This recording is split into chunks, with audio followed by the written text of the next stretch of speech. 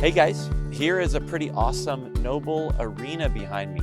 We actually did not build this arena, but these folks are giving me the privilege of looking it over and giving you guys a quick tour.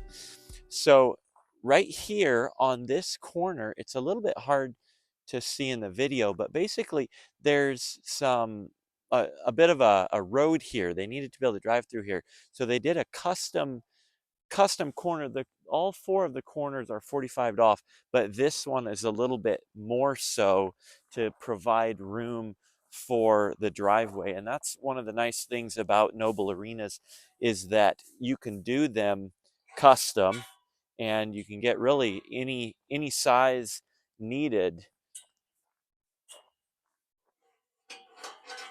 Nice horseshoe latch there. So one of the things I want to show you for this arena is that they used bow gates, and they actually have almost no posts on the arena. Now, normally we have posts. Normally we're using 20-foot arena panels with a post between each panel. Now, you'll notice there is some wiggle, and that's one thing he mentioned, was that it really could use a few posts.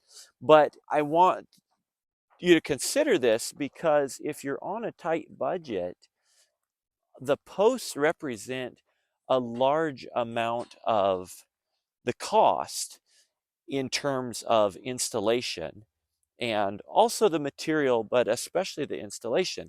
Setting the posts is a big part of it. And so if you can actually skip some of those posts, you might be able to still afford the high quality panels, but do it with less posts and still have an arena that's going to last for years and years and years. So just something to consider. There you go. That is your 5-rail Noble arena.